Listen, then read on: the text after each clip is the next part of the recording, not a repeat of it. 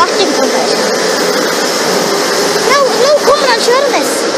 Han er best. Hei, Martin!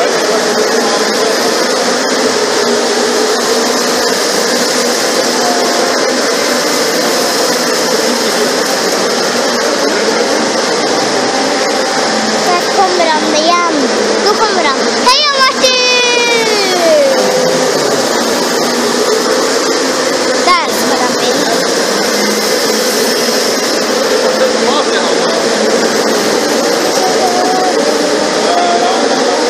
Martin! Kom igjen, fort! Fort, kjør! Veldig bra!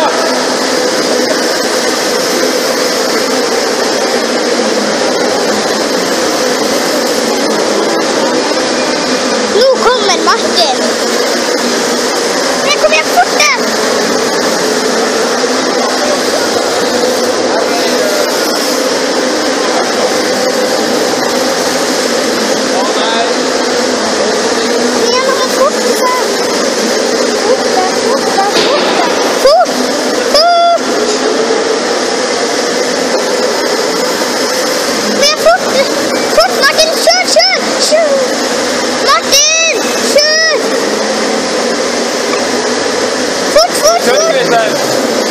Kjør, Martin!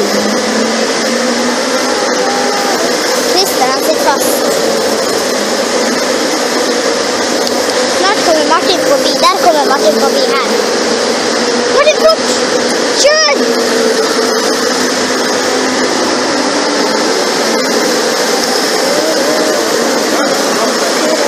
Der er han. Ser du det der borte? Der. Nå kommer han. Nå er han på vei. Ikke det der, men det der. Der er han. Bare se etter ham hele tiden. Følg etter alle sporene. Nå kommer han.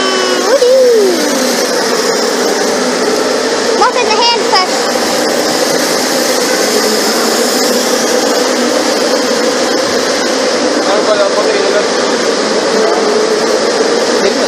Ja. Kom igjen!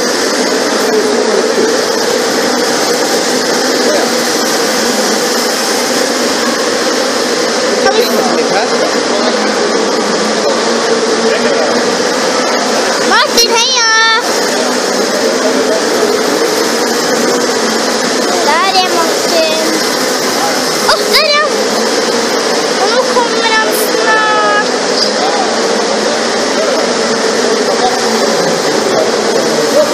Stoppa. Hvor stoppa? Ja, Martin, du må kjøre! Fort! Kjør! Kjør! Kjør!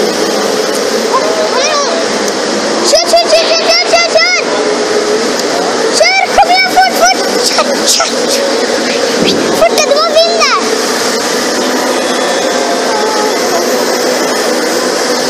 Kom igjen. Martin, fort der!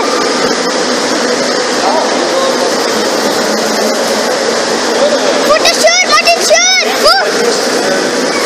Ja, bra! Det er den lillebroren jeg kjenner. Kom igjen! Åh, han må forte seg! Der kommer han! Martin, fort!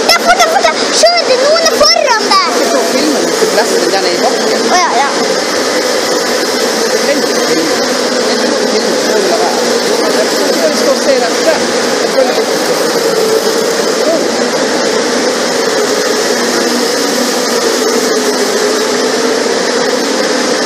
Skal jeg filme sist?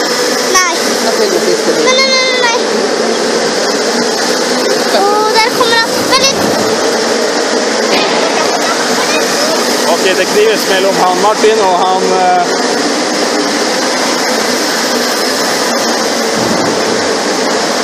Og han David. Nei. Ja, for så vidt.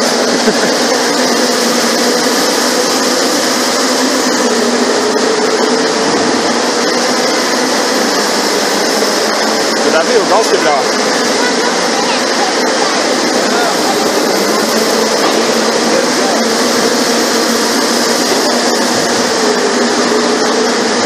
Der ligger Martin bakerst.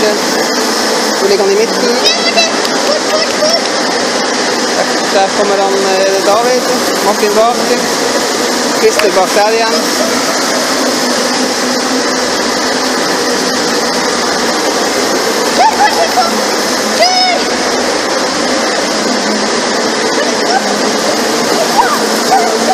Det hjelper mye å ha 2 runder på rad.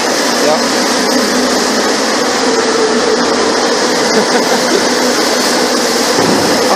Martin klarer ikke å ta inn på ledelsen. David ligger fortsatt foran.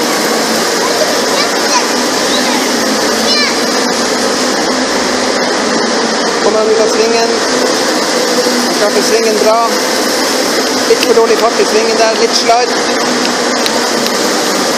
Litt sen å gi gass der.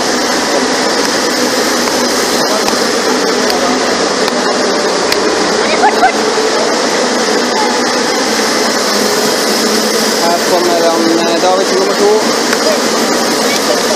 Her kommer han Martin.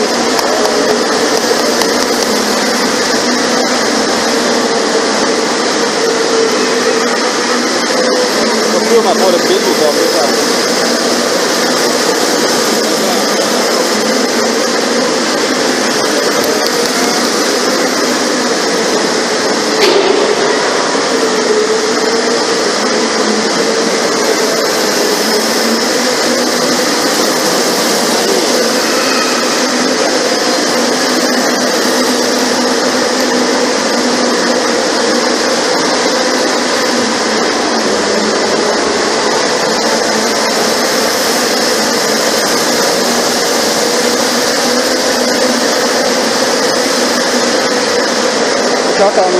Martin klarte å ta inn på gruppa foran.